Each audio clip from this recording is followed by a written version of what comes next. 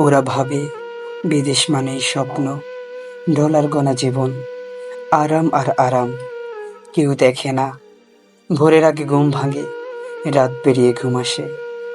একা একটা বিছানা, তবুও ঘুম হয় না। মা যখন ফোনে বলে, বাবা তোকে খুব মনে পড়ে, চোখটা বেঁচে যায়, কিন্তু বলে আমি খুব ভালো আছি। ঈদ আসে, সবাই হাসে, ও শুধু ফোনটা বুকে চেপে ধরে কাঁদে। দেশের জন্য, পরিবারের জন্য নিজেকে গিলে ফেলে প্রতিদিন। এই মানুষগুলোর হাসির পেছনে লুকানো থাকে অসংখ্য না বলা কষ্ট, অগোছানো কান্না। তবুও ভাবি, আজ না হোক একদিন নিশ্চয়ই সব ঠিক হয়ে যাবে। প্রতিদিন সকালে উঠে মনে পড়ে, এখন মা হয়তো হাঁড়িতে ভাত বসাচ্ছে, কিন্তু আমি ভাত খাই ঠান্ডা রুটির সাথে। কোনো স্বাদ নেই, শুধু বেঁচে থাকার চেষ্টা।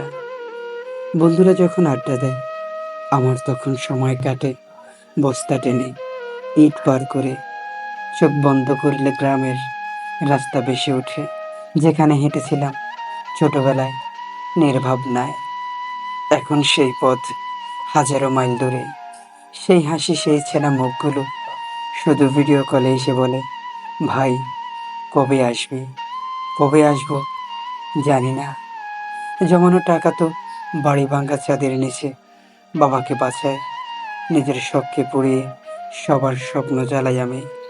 তবুও হাসি, তবুও বলি ভালো আছে, কারণ আমি একজন প্রবাসী, যার কষ্ট কেউ বুঝে না, শুধু দেয় আশা। আর কিছুদিন, তারপর সব ঠিক হয়ে যাবে।